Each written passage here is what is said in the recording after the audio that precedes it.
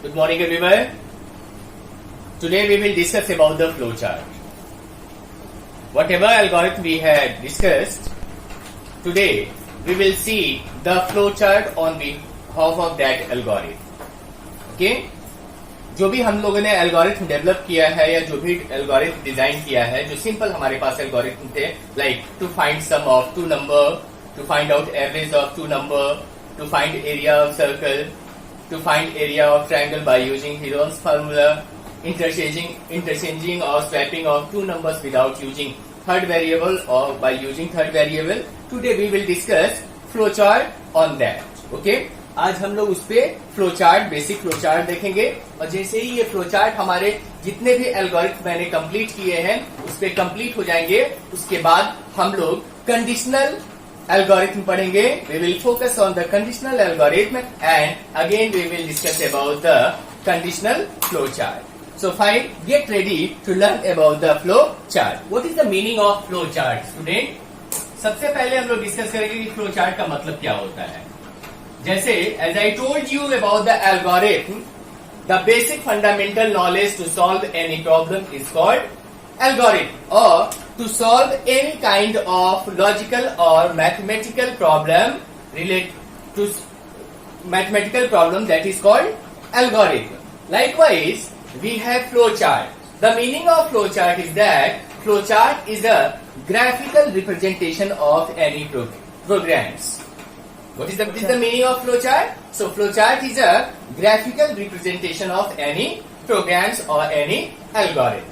Fine? Means वो algo किस तरीके से ग्राफिकली रिप्रेजेंट होता है या कोई भी प्रोग्राम किस तरह से ग्राफिकली हम उसको डिजाइन करते हैं, that is the meaning of flowchart. So you can give the standard definition of the flowchart. Flowchart is a graphical or pictorial representation of any programs, that is called flowchart. Clear? अब जब हम लोग flowchart design करते हैं तो कुछ इसमें symbols हम लोग यूज करते हैं. अब वो सिंबल आप एक एक करके देखोगे कि मैं एल्गोरिथम के साथ कैसे उसको इम्प्लीमेंट करता हूं. As I told you, first algorithm that was the based on to find sum of two number. किसी भी दो नंबर का सम फाइंड आउट करने के लिए आपको क्या करना था, उसमें एल्गोरिथम राइट करना था. Likewise here we will mention draw the flow chart to find sum of two number. What we will have to write? Draw the flow chart to find sum of two number. So we will mention first, this is called start button. थोड़ा सा आप graphically और attractive इसको design कर सकते हो. This is called start button. ये और कर्व लेता है थोड़ा सा, तो this is called, this one.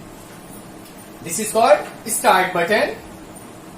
After that, we will mention IO box. This is called rectangle shape. Okay? IO box, इसमें आप क्या मेंशन करते हो? Input A, B. Input A, B. Because I have told you to find sum of two number, we should have at least two variables. हमारे पास दो variable होने चाहिए. After that, we will take third variable where we will store the result of A plus B. हम क्या करते हैं उसमें A plus B का रिजल्ट स्टोर करने के लिए तीसरे वेरिएबल का हेल्प लेते हैं. तो सबसे पहले this is called start button और start box. You can say this is called IO box. IO का मतलब क्या हो गया? Input output. This is called IO, input output box. Clear है? इसके बाद हम लोग प्रोसेस बॉक्स यूज करते हैं. This is called process box. This one is your rectangle shape. Okay? ये हमारा क्या हो गया? प्रोसेस बॉक्स हो गया, जिसमें आप मेंशन करोगे C equal to A plus B.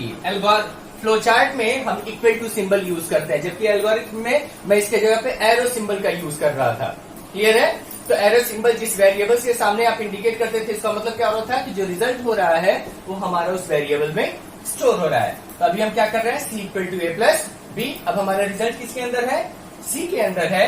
तो फिर से हम लोग as it is we will use same box for output and that is called, here we will mention print C and finally we will use start और stop box. Same, दोनों वही है, same है हमारे पास. Stop. So it was your first flow chart which was based on the sum of two number. What we have to do in this? We have to start first. Start. After that input a comma b, दो variables हमने input कर दिया. फिर process box हमने use किया है. We had use process box. c equal to a plus b. Process में क्या हो रहा है? We are trying to store the value of a plus b into c. Now print c and finally stop. Any problem, anyone? Now we'll see the next algorithm, and that is your to find average of two number. We will not see the algorithm. We had already seen about the algorithm. We will discuss about the flow chart. So to find average of two number, because you are having already algorithm related to average of two number. So what we have to do, we will draw the flow chart over here to find average of two number. Again, we'll start with the start. Next, we'll mention input. Now, you all are knowing to find average of two number, basically we should have minimum two variables. So we will mention input a comma b. Fine. If you have any doubts, you can move on the algorithm which is based on the average of two number. Now we'll use process box, and in process box what we have to do, student, we'll find out average. So you can write average equal to, and what is the method to find out the average? We will add both number and divided by number of terms. So a plus b divided by 2. Is that clear? Or you can mention 2.0 also. That will come in the fractional part also. Finally, we'll print result. Print. See, same box you will use.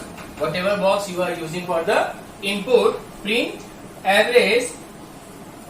And finally, we'll attach stop box. This is the meaning of, or this is the flowchart for to find out average of two numbers. See, start, input box, okay, a comma b. I have taken two variables. हमने दो variables लिया हुआ है यहाँ पे, and we are knowing what is the method to find out the average of two numbers. क्या method है हमारे पास? दोनों नंबर को आपस में ऐड कर देंगे and divided by number of terms. तो टू टर्म्स है हमारे पास, तो टू से हमने क्या कर दिया? डिवाइड कर दिया. सपोज टू बी, अगर यही एल्गोरिथम या हमारा फ्लो चार्ट चेंज होता to find out average of three numbers, तो हम सी भी लेते यहाँ पे, because we will have requirements of three variables. तीन वेरिएबल्स की हमें जरूरत पड़ेगी और a comma B comma C mention करते. After that average equal to a plus B plus C divided by number of terms कितने हो जाते हैं? हमारे पास 3 हो जाते. So divided by 3.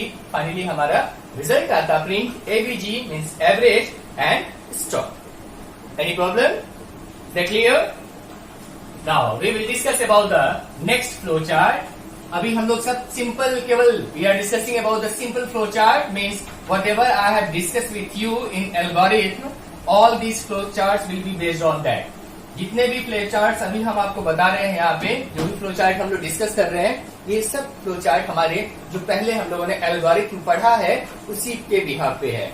जिन लोगों ने अभी भी वो एल्गोरिथम डिस्कस नहीं किया या जिन लोगों ने नहीं पढ़ा है वो उसको पहले पढ़ लें, उसके बाद फ्लो चार्ट पे डिस्कस करें. क्लियर है?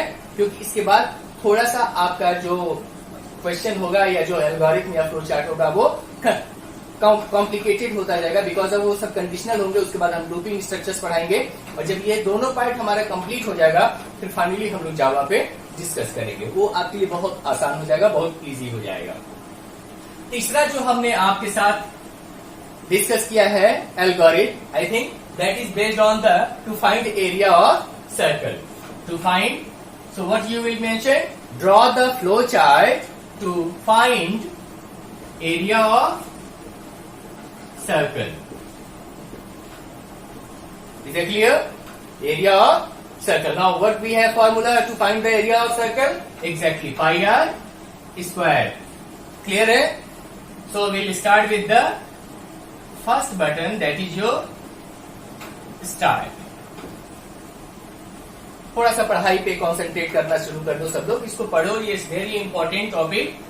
इनपुट हम लोग क्या करेंगे student? What we will have to input over here? Input we will mention R. R means radius, और you can mention input radius. Clear है? हम लोग क्या इनपुट करेंगे यहाँ पे? Radius. Process we will use. What is the process? Area equal to pi r square. So you can mention pi r square, or you can write on the place of pi 22/7 or 3.14. I have already taught all these things in algorithm. Clear है? आप पाई की जगह किसकी value भी feed कर सकते हो, that is जो 22/7 इंटू आर स्क्वायर को आप क्या मेंशन कर सकते हो? R into r. और पाई की जगह पे आप 3.14 लिख सकते हो, 3.14 into R into R. Clear है? बिकॉज ऑफ पाई वैल्यू हमारा प्रोग्रामिंग में यूज नहीं होगा. Pi symbol, not value, I am talking about the symbol. Pi जो है वो हमारा प्रोग्रामिंग में यूज नहीं होगा. इस पाई के जगह पे हम इसकी वैल्यू को प्रोग्रामिंग में डायरेक्टली क्या करेंगे? यूज करेंगे. Now we have result in area, so will print. बहुत इजी है ये फ्लो चार्ट, आप समझो इसको. Print area and finally stop.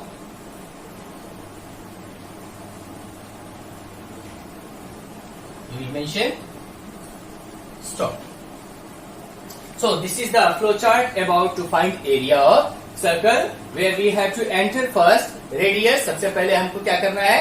Radius enter करना है, and to enter the radius I have taken the variable name r. So r is acting like radius.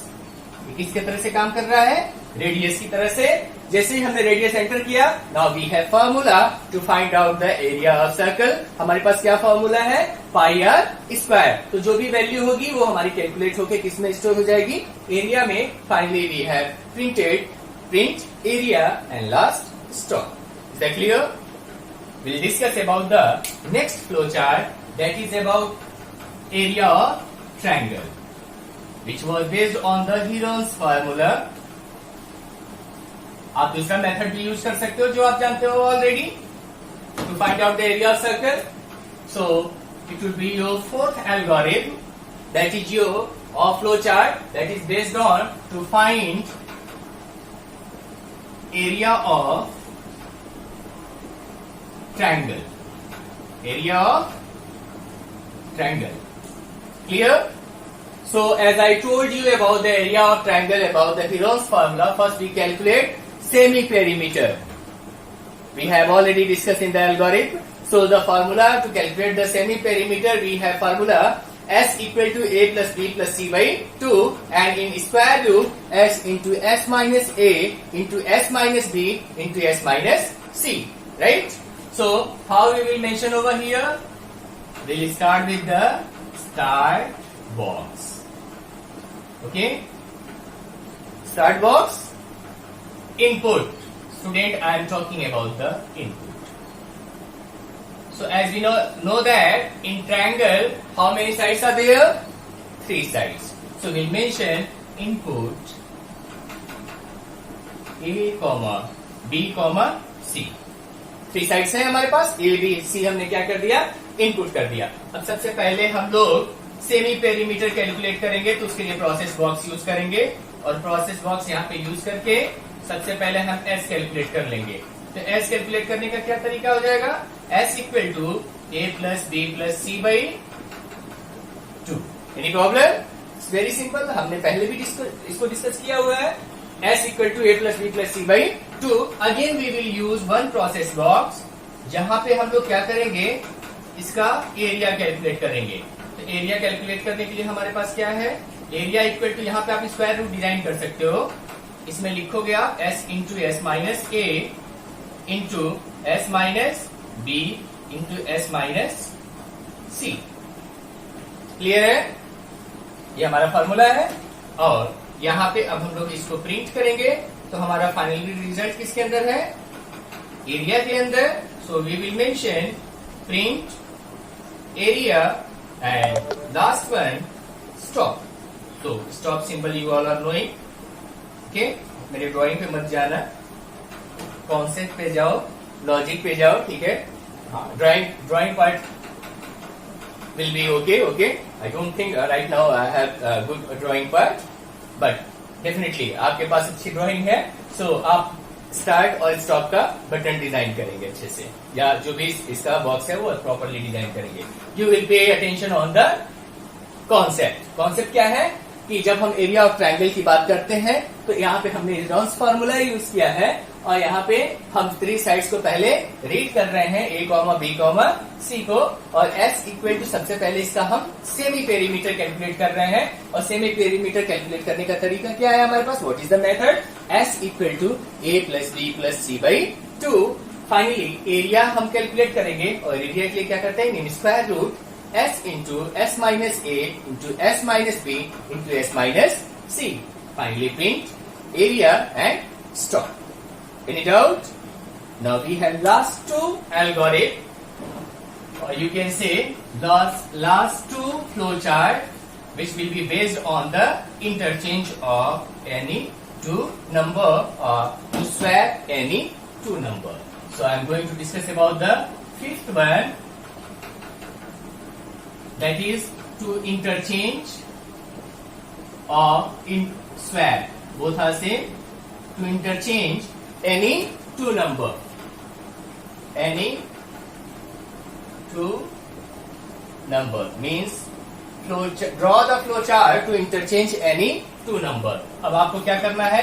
दो number को इंटरचेंज करने के लिए फ्लो चार्ट डिजाइन करना है। तो सबसे पहले हम स्टार्ट बॉक्स को डिजाइन कर लें। Yes. Right? We'll mention any two variable. Very good. So we have given the input a comma b. अभी इसमें हम थर्ड वेरिएबल यूज करते हैं। ओके, तो प्रोसेस बॉक्स में हम जाएंगे तो क्या होगा? We'll mention t equal to a equal to b और b equal to t. Clear है? फिर हमारा रिजल्ट किसके अंदर है? ए और बी में। तो print we will mention print a comma b and last one will be stop. Last one will be stop. So it is flow chart about to interchange any two number by using third variable. यहाँ पे हमने third variable use किया हुआ है। Clear है? अब इस third variable में, क्योंकि हमने इसका एक्सप्लेनेशन ऑलरेडी आपको दे रखा है कि जैसे हमने अगर ए और बी की वैल्यू दिया तो आफ्टर इंटरचेंज वैल्यू क्या होनी चाहिए? चेंज हो जानी चाहिए। ठीक है ना? ए की वैल्यू बी वाली हो जानी चाहिए और बी की वैल्यू क्या होनी चाहिए? ए की जगह पे। राइट? तो अगर इसमें कुछ डिस्कशन का पार्ट नहीं है तो हम लोग इसी फ्लो चार्ट को या इसी एल्गोरिथम को हम लोग दूसरे तरीके से भी देखेंगे, and that would be based on to interchange any two number without using third variable. Without using third variable. अब इसमें हम तीसरे वेरिएबल का यूज नहीं करेंगे, but student to interchange draw the flow chart to interchange any two number without using, यहां पे mention कर दोगे आप, विदाउट यूजिंग थर्ड वेरिएबल। इसमें हम थर्ड वेरिएबल का यूज नहीं करेंगे, बट इनपुट तो हमारा एज इट इज होगा, इनपुट ए कॉमा बी। अब हम लोग प्रोसेस में क्या चेंज करेंगे? मैं ये कॉन्सेप्ट आपको पहले ही क्लियर कर चुका हूं एल्गोरिथम में। क्या होना है हमारे पास? a equal to A plus b, b equal to a minus b and a equal to a minus b. Clear है? अब कॉन्सेप्ट में एक बार फिर से आपका यहां क्लियर करता हूं, ध्यान से समझो। पहले सपोज टू बी मैंने ए की वैल्यू दिया 3 और बी की वैल्यू दिया मैंने 4। तो जब after interchange it should be a should be 4 and b should be 3, यही होना चाहिए ना? तो a प्लस b जब आप करोगे तो a पहले क्या है हमारे पास? 3 है ना? तो 3 प्लस 4 क्या हो जाएगा? 7 हो जाएगा, यानी कि नेक्स्ट टाइम ए की वैल्यू न्यू वैल्यू के साथ असाइन हो जाएगी या स्टोर हो जाएगा, वो क्या होगा 7 हो जाएगा। क्लियर हो गया? बिकॉज ए प्लस बी हम कर रहे हैं, ए क्या है 3 है और बी क्या है 4 है, तो 3 + 4 कितना हो गया 7 हो गया। क्लियर हो गया? अब b equal to a minus b, तो नेक्स्ट टाइम हम हमेशा अपडेटेड वैल्यू लेते हैं, जो वैल्यू चेंज होकर आती है a में, जो नई वैल्यू स्टोर होती है उसी वैल्यू को कंसीडर करते हैं। और यहाँ पे क्या हो जाएगा 7 माइनस और b की वैल्यू पहले वाली ही कंसीडर करेंगे, या भी क्योंकि b अभी हमारा चेंज नहीं होगा। 7 - 4 कितना हो जाएगा? अगर इसको करोगे आपको क्या मिलेगा 7 - 4, तो b में क्या स्टोर हो गया 3। फिर a equal to a minus b, तो a क्या है हमारा 7, a क्या है 7 माइनस और b की अपडेटेड वैल्यू क्या हो जाएगी 3, सो 7 - 3 a में क्या स्टोर हो जाएगा 4। तो जब a को प्रिंट करोगे आप तो 4 प्रिंट कर देगा, और जब b को प्रिंट करोगे तो 3। देखो ये आपका आउटपुट आ गया, a इक्वल टू 4 आ गया और b इक्वल टू क्या आ गया 3 आ गया। तो लास्ट में यहाँ पे जाके क्या कर देना है आपको, अब आपको ये सब सिंबल मत बना देना इसी के अंदर, तो पता चलेगा सब लोग यही सब डिजाइन कर दिए तो पूरा का पूरा फ्लो चार्ट गलत हो जाएगा आपका। ये सब सिंबल आप इरेज कर दोगे यहाँ से, और आपको करना क्या है प्रिंट करना है। तो प्रिंट के लिए आपको पता है आईओ बॉक्स लेना है आपको, and you have to take IO box and finally you will mention print a, b and last one stop. ये सिंपल हमारे पास फ्लो चार्ट था जिसको हमने अभी आपसे डिस्कस किया, और ये सारे फ्लो चार्ट आपके प्रीवियस वाले सारे एल्गोरिथम पे बेस्ड थे, जिस एल्गोरिथम को हम लोगों ने पहले से भी डिस्कस किया हुआ है। तो अगर जिन लोगों ने अभी भी एल्गोरिथम को नहीं पढ़ा है, नहीं देखा है, उसको जाके पढ़ें और चैनल्स को सब्सक्राइब भी करें। इसके अलावा आप ये फ्लो चार्ट 1 by 1 करके प्रैक्टिस करोगे। Because of after this lecture I will start the conditional statement, and in conditional statement we will see the first algorithm and I will discuss about the flow chart that would be based on that algorithm. ये सारे flow chart भी हमारे उसी algorithm पे based होंगे। So just go through this topic और इसको properly practice करना शुरू कीजिए कि अगर कोई भी एल्गो है तो उसका कोई भी प्रॉब्लम तो उसका एल्गोरिथम कैसे राइट करना है और उसका फ्लो चार्ट कैसे आपको डिजाइन करना है। क्लियर है? Thank you.